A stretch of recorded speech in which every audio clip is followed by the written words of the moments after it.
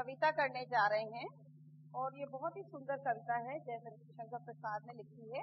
और इस कविता में ईश्वर की महिमा का वर्णन किया गया है। बहुत ही खूबसूरती से ईश्वर की महिमा का वर्णन किया है। आपको पता है कि बहुत पहले ईश्वर को जब हम लोगों ने शुरू में मानना शुरू किया था, तो जो ऐसी चीजें जो प्रकृति ने हमें दी है उन्हीं में हमने ईश्वर को ढूंढना शुरू किया है ना, जो मानव की बनाई हुई नहीं है।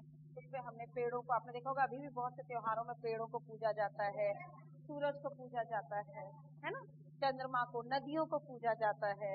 आपको मालूम है गंगा नदी, यमुना नदी, नदियों को पूजते हैं हम लोग। तो इस तरह से जो ईश्वर की दी हुई चीजें हैं उन चीजों को हम लोग पूजते थे और कहीं न कहीं एक उस शक्ति को हम लोग मानते थे, है ना। आज भी मानते हैं कि कोई एक शक्ति है जो हमें ये सब चीजें देती है, जो जिसके काम से ही ये दुनिया, ये संसार चलता रहे।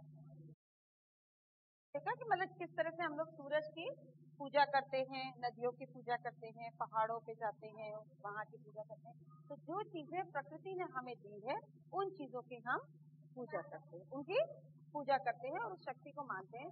तो यहाँ पर जो कवि है उसने ईश्वर की वंदना की, ठीक है, ईश्वर को माना है और वो प्रकृति से उस ईश्वर को प्रकृति के जरिए ईश्वर को धन्यवाद दे रहा, ठीक है।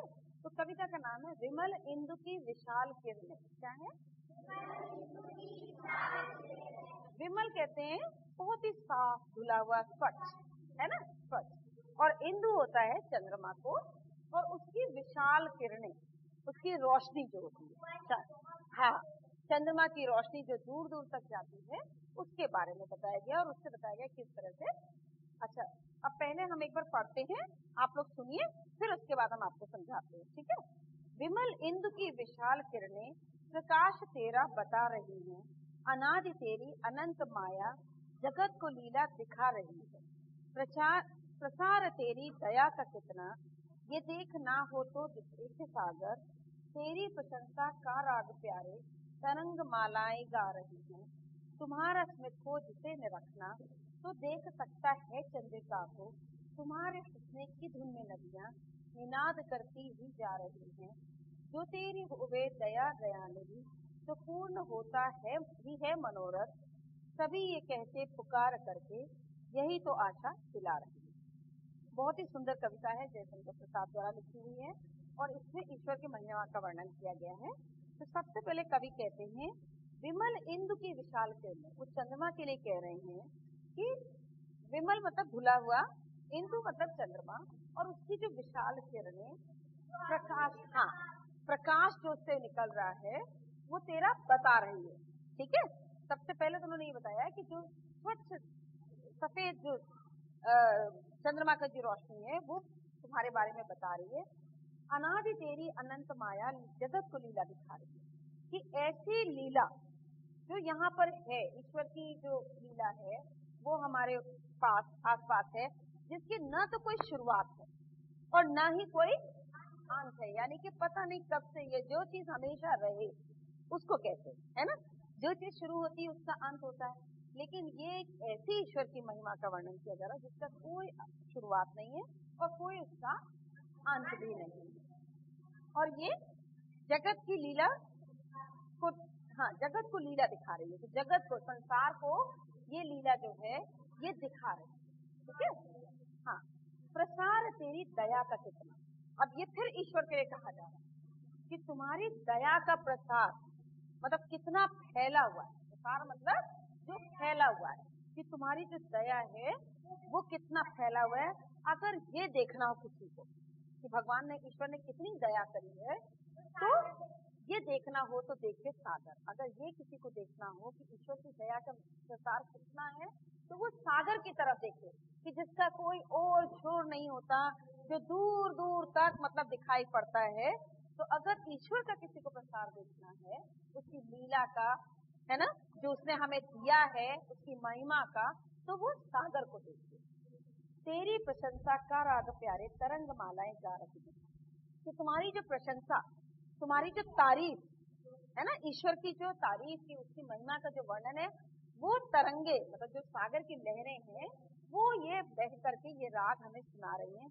अब सागर को क्यों उदाहरण दिया सागर का, सागर का उदाहरण इसलिए दिया है कि सागर ऐसा है कि जो सबको देता है ना। भाई आप बारिश अगर होती है, इंसान को अगर पानी चाहिए होता है तो वो भी सागर से मिलता है ना। जो हवा तेज होती है, कम होती है, वो सागर से मिलता है। और सागर को रत्नाकर भी कहते हैं, है ना। तो कितने रत्नों को वो अपने अंदर समेटे जाता है ना। तो जो रत्न होते हैं वो सब सागर से मिलता है। तो सागर जो है वो पूरा खुला है ना। बहुत सारी चीजें अपने में लिए हुए है। नदियों से वो गंदगी भी ले रहा है, सब कुछ ले रहा है, लेकिन पूरी तरह से खुला है और संसार में हमें दे ही रहा है।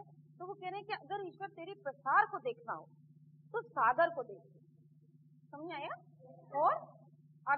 और उसकी जो लहरें हैं उनको देखे कि वो किस तरह से तेरी महिमा को या तेरी प्रशंसा में तरंगमालाएं जो है वो गा रहे हैं। ठीक है, तरंगमालाएं मतलब लहरों को। और जब लहरें उठती हैं तो वो एक लंबी सी लाइन जैसी उठती है ना। और एक के पीछे एक, एक के पीछे एक, वो उठती रहती है। तुम्हारा स्मित हो जिसे निरखना, उसने कहा तुम्हारी जो याद है, तुम्हारे जो तुम्हारे स्मित को अगर किसी को निरखना हो, है ना, तुम्हारी मुस्कान, ईश्वर को अगर मुस्कुराता हुआ किसी को देखना है, समझ में आया कि अगर वाकई ईश्वर को देखना, पहले तो महिमा का वर्णन किया है, उसके बाद उन्होंने कहा कि तुम्हारी अगर मुस्कान किसी को देखना हो तो देख सकता है चंद्रिका को। फिर किसको देखे? वो चंद्रमा को। समझ गए? तब वो चंद्रमा को देखे। एक उदाहरण उसने सागर का दिया है, पहले तो ईश्वर की महिमा का वर्णन किया है ना, फिर उसने सागर का उदाहरण दिया। अब वो कह रहा है कि अगर तुम्हारी मुस्कान किसी को, महिमा तो सागर ने बताई है ना, लेकिन अब मुस्कान अगर देखना हो तो किसको देखे? चंद्रमा को। तुम्हारे हंसने की धुन में नदियां निनाद करती ही जा रही हैं। और तुम्हारे हंसना, तुम्हारी मुस्कान देखना हो तो चंद्रमा को देखे, है ना, कि कितना सुंदर चंद्रमा जो है मुस्कुराता हुआ सा दिखता है ना। चेहरा दिखता है कि नहीं चंद्रमा में, कभी देखो तो वो कह रहे हैं कि तुम्हारे मुस्कान अगर किसी को देखना हो ईश्वर की तो वो चांद को देखे। और तुम्हारे हंसने की धुन में, यानी मुस्कुराहट के लिए तो चांद, लेकिन हंसी जो अगर दिखनी है तो वो नदियों को देखे।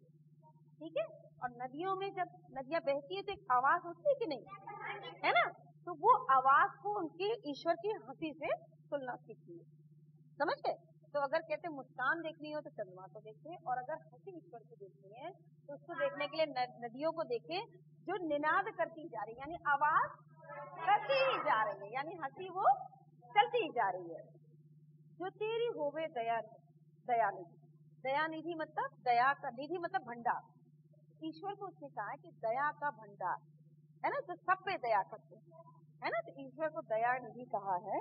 तो उसने कहा अगर तुम्हारी दया चाहिए, दया निधि से ईश्वर से कह रहे हैं कि अगर तुम्हारी दया चाहिए तो पूर्ण होता ही है मनोरथ। मनोरथ मतलब मन की इच्छा।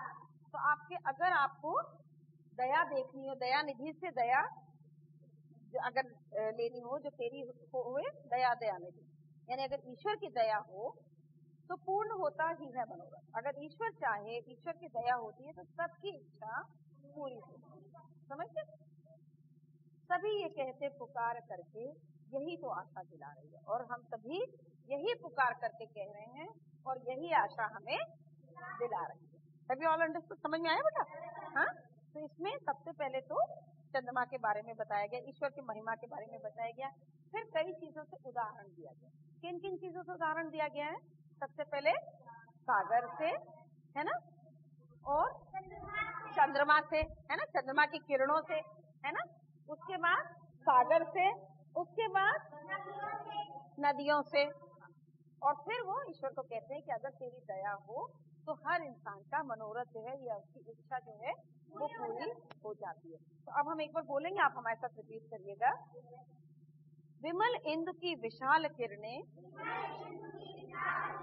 प्रकाश तेरा बता रही हैं, अनादि तेरी अनंत माया जगत को लीला दिखा रही है। अच्छा, ये कौन बच्चा मुझे ये 4 लाइन समझाएगा? कौन बच्चा बताएगा? बताओ। ईश्वर की महिमा का वर्णन करते हुए कवि कहते हैं, क्या कहते हैं बताओ? विमल इंदु मतलब, हाँ, स्वच्छ चंद्रमा, उसकी विशाल मतलब चारों तरफ फैली हुई किरणें, वो क्या बता रही हैं? हाँ, वो क्या बता रही है? सेकंड 2 लाइन में बताया कि वो कह रही है कि तेरी माया ना तो उसकी शुरुआत है ना उसका, समझ के? तो वो कह रहे हैं कि विमल इंदु की विशाल किरणें प्रकाश तेरा बता रही है। तो एग्जाम्पल दिया है और वो क्या बता रही है कि तेरी महिमा जो है, ईश्वर की महिमा जो है ना, उसका कोई और छोर नहीं है, कोई शुरुआत अंत नहीं है। इसका मतलब जो हमेशा से रहता।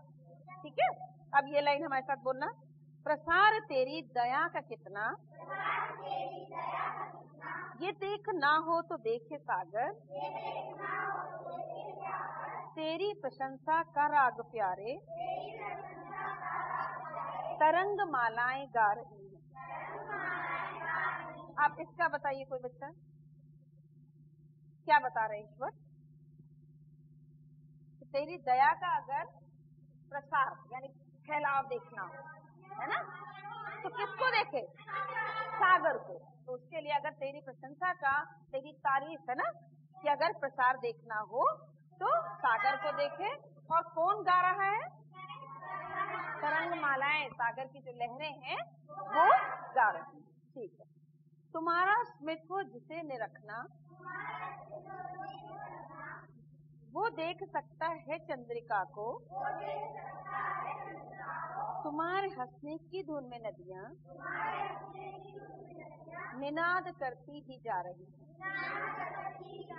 अब यहाँ कवि क्या कह रहे हैं कि तुम्हारी अगर मुस्कान देखनी है तो क्या देखे?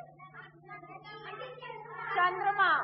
अगर तुम्हारी मुस्कान देखनी हो तो चंद्रमा को देखे कि देखो वो कैसे मुस्कुराता रहता है ना, और रोशनी दे रहा है सबको। और अगर उसकी हंसी देखना हो तो नदियों को देखे। और वो क्या कर रही है नदियां? वो निनाद मतलब वो एक आवाज करती जा रही। ठीक है। जो होवे तेरी दया दयानिधि, तो पूर्ण होता ही है मनोरथ, सभी ये कहते पुकार करके, यही तो आशा दिला रही है। अब यहाँ अंत में कवि क्या कह रहे हैं? देखो बेटा, हमेशा ध्यान रखना, कविता जब भी कही जाती है तो जो भाव कवि के मन में निकलते हैं वो उस कविता के अंत में वो बताता है। यानी ये चीज समझाने के लिए उसने दुनिया इतने सारे आपको उदाहरण दिए, समझ गए? उसने सबसे मुख्य बात इस कविता में यही कही है कि ईश्वर तुम्हारी दया अगर हो, है ना, तुम तो दया निधि हो, दया के भंडार हो, तुम्हारी अगर दया हो तो हर इंसान का मनोरथ, हर इंसान की इच्छा जो है वो पूर्ण हो जाती है। और हम सभी ये बात को मानते हैं। इस चीज को बताने के लिए उसने इतने एग्जाम्पल दिए हैं, इतने सारे उदाहरण दिए हैं कि अगर तुम्हारी महिमा देखना हो, है ना, भाई दया निधि है, दया देंगे, है ना, ईश्वर, है ना, तो वो कह रहे हैं कि तुम्हारी महिमा अगर देखनी है तो चंद्रमा को देखो, नदियों को देखो, सागर को देखो, चंद्रमा की रोशनी को देखो, है ना। इन सब चीजों से हमें तुम्हारी महिमा का पता चलता है कि कोई ना तो इसकी शुरुआत है ना कोई अंत है, कोई उसका अंत ही नहीं है ईश्वर की महिमा, है ना। हाँ, ठीक है, समझ